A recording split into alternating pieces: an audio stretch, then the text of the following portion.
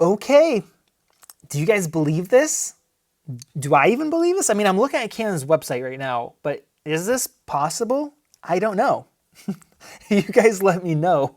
I didn't think that the rumors could be true. I didn't think any camera company could pull that off. No way. But Canon, the Canon that cripples things on purpose, the Canon that has 1.8 times crops and gets rid of 24 frames per second, and you have 4K, but the dual pixel autofocus doesn't work in that mode, that Canon, I think it's the same Canon I'm looking at here, and I just want to say that I think I am done waiting for the A7S III. I think I'm officially done waiting for that. And in this video, I just want to share my thoughts and opinions on this camera, my first impressions, and I think some of the limitations that I think are going to come from buying this camera and using it, some things you guys need to know. And I also want to talk about prices. Let's just jump in. The big headline feature is 8K recording. I have to say, I don't need 8K recording. I think most of you guys don't need 8K recording, let alone 8K RAW recording, which is in here internally, 8K RAW. And Canon could have chose just put 8K in the box, do some crop, some motion JPEG, codec thing. No, they didn't do that. They put in full 8K RAW, full sensor 8K RAW, and it just really tells me probably 2 or 3 different things. First off, Canon is done with their cripple hammer. Thank you, camera conspiracies.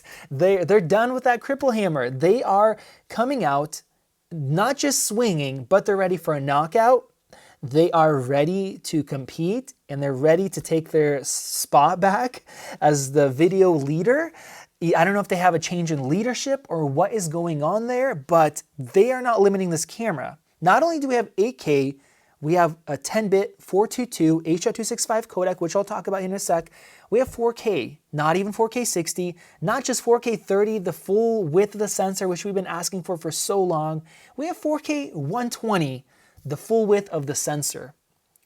And most companies, when you go up to 4K 60, you go down to 8-bit, you have 420 instead of 422.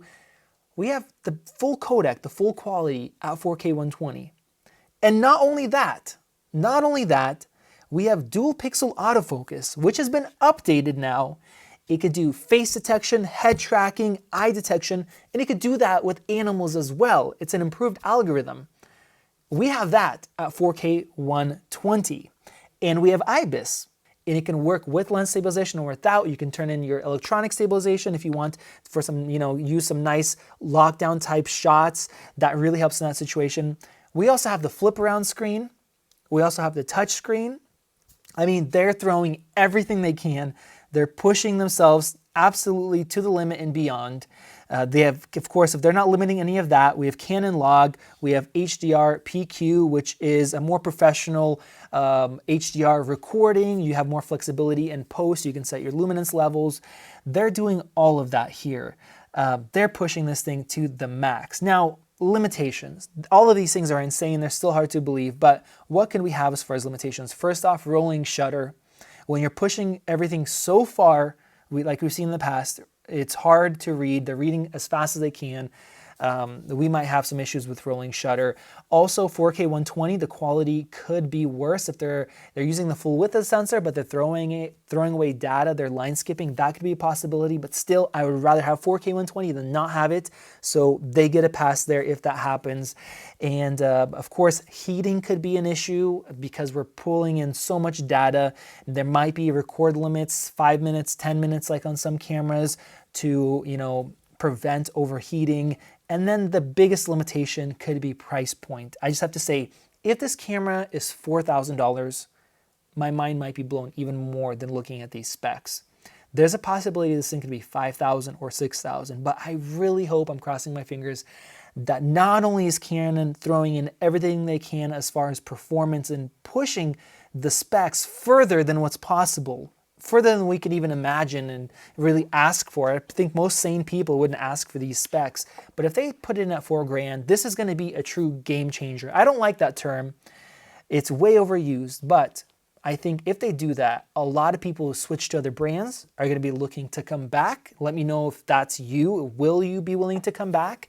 And people that were wanting to spend $2,000, $3,000, they're going to stretch their budget. They're going to sell something, save up a little bit more, maybe put it on a card with some financing, and they're going to stretch their budget to go for this camera. I really hope they do that. I hope that we have another 5D Mark II that really pushes the industry and changes things. That would be really, really excellent to see. I want to hear you guys' opinions. Those of you guys who are waiting on an A7S III that are not so optimistic with a lot of these specs, that just want 4K 60 and 10-bit, or just want a flip around screen. Are you guys done waiting too? Are you guys gonna switch over?